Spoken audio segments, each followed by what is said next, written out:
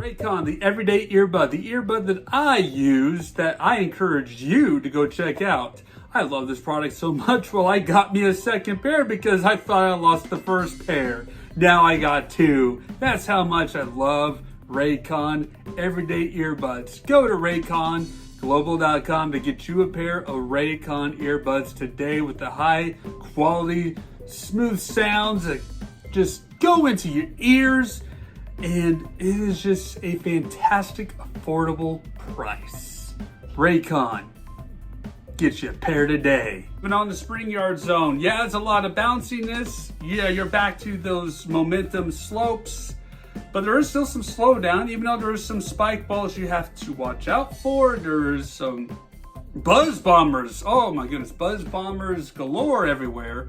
And these spiked badniks here and there, and then you got this section here where it's again slowdown. Yeah, it's kind of a mixed bag. Of course, then you get to this area where you're just bouncing around like crazy.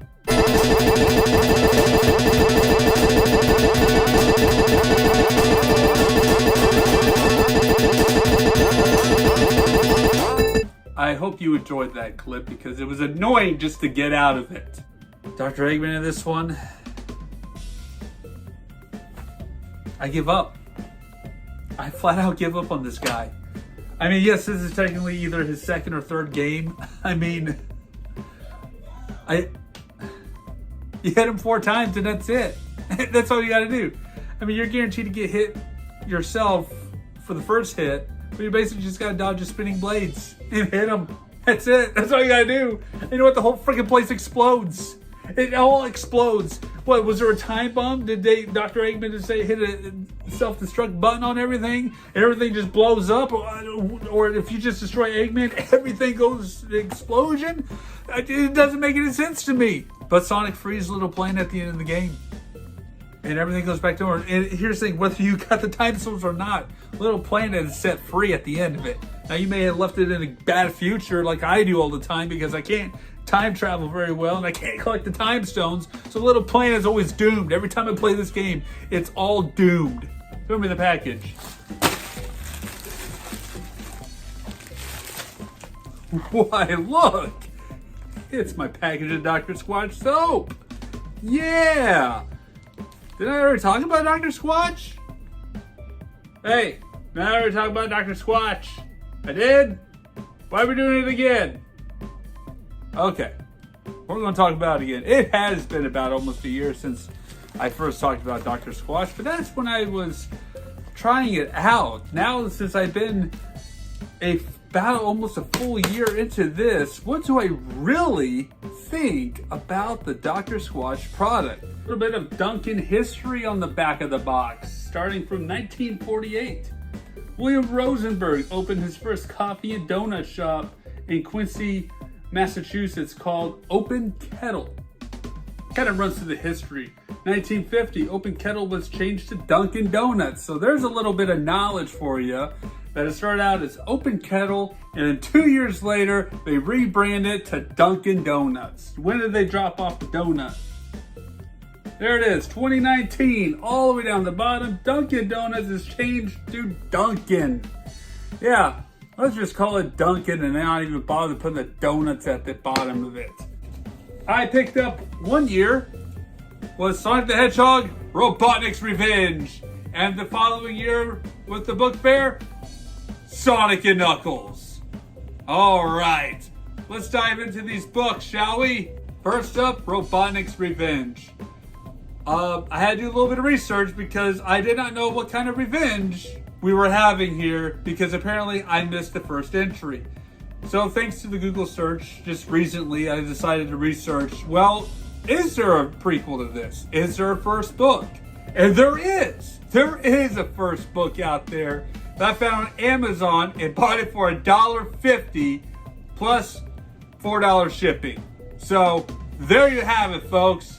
Over $5 spent on the first entry that was rated the condition as average. Well, if you kind of look at these two books here, these are probably around the average, possibly poor, because I read the crap out of these books, and I flipped through these pages as a kid. I had a friend or two probably check it out themselves, and because they were interested in Sonic as well. I mean, they don't look like robots to me. They just look like they're hypnotized. Do they look like they are turned into robots? They don't. And look at Robotnik over here. See, matching art design of Dr. Robotnik. We got it right the first time, but whatever happened throughout the other books, who knows? Who knows what happened to the art design of Dr. Robotnik in the other books? Why can't we stay with one? All right, why can't we just stay with one? But yeah, they just look hypnotized. They don't look like robots. Maybe it's just more of a... Well, here's the other thing. Because in Robotnik's Revenge, Bunny Rabbit turns into half robot because Sonic was late to the party. So she's got robot legs and a robot arm. This makes no sense. If they're supposed to be robots, they should be looking like robots. I've already got issues with the continuity of these books. The year is 1476 and Count Dracula has begun ravaging Europe with an army of monsters. Its sole purpose is to exterminate mankind. Oh yeah!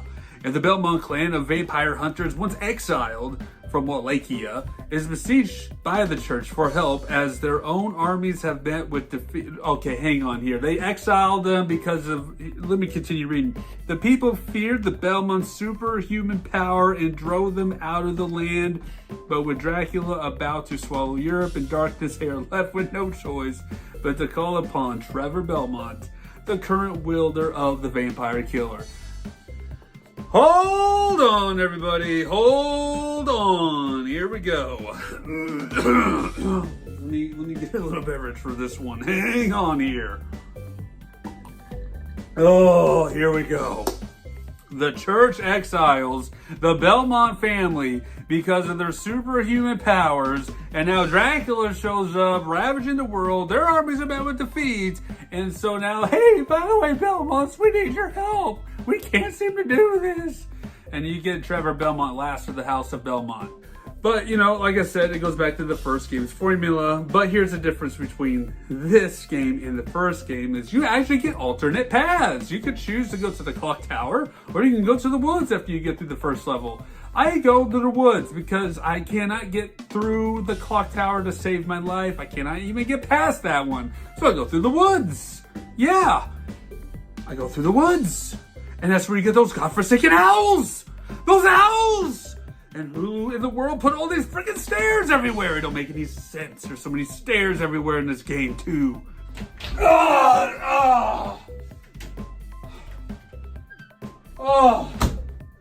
My attempts to rid of this curse where I review Castlevania games every Halloween failed epically. Failed on this Halloween night.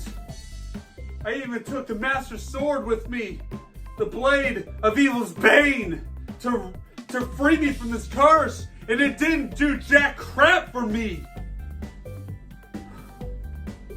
Well, I'll be looking forward to Castlevania 4 next year for Halloween on the Super Nintendo. Not that it's a bad thing, I like Castlevania, but it seems to be a plague every year that I continue to review Castlevania games every year. Anyways, hey, wait a minute. It's November 1st. You know what that means. We're officially in Zelda month. So ladies and gentlemen, what a fitting way to transition to the Zelda month with the Master Sword in hand, the blade that gets stuff done. So, as always, get yourself a beverage, sit back, relax, as we are diving into the world of the Legend of Zelda series for our annual Zelda month, and we're kicking it off with the retrospective of Breath of the Wild. Oh yeah. Get ready for a calamity. Link and a group of champions who are good friends of Link except for a certain bird. Yeah, that bird is a jerk. Nobody likes that bird. He reminds me of Falco from Star Fox 64. With his attitude, that's exactly what I'm talking about. That bird right there! That one! Yeah, this bird is a jerk! This Rito is such a jerk! Rivali can just go kick rocks! He thinks he's better than me? This snowman knows things. He knows what a thermometer is. He knows how to at least count to 5. He attempted to count to 10, but he knows how to count to 5. And he's just spatting off all these things. He knows about the North Pole. He knows about Santa Claus. If he is born just that day, how does one snowman know so much? And I'm going to point this out later on because this is the part of the story that drives me nuts. Because the snowman plays the naive card all the time through this show. He acts like he doesn't know things because he plays, well, I was just born today. So when he's going out and parading without a permit, all right, through town with the kids, all right, his kids are following the snowman, and the people are watching now and is like watching the scene, a real life snowman walking there, and they're like, oh my gosh. And one guy gets his mustache cut in half because they're like, can't believe there's a walking live snowman. So they approach the traffic cop. The cop is like telling them to stop because they're about to march in the traffic. Frosty has no knowledge of traffic laws, apparently. So he claims. All right, so here it is. Frosty the Snowman is endangering these kids' lives, all right? He's endangering their lives because he was about to walk them into traffic.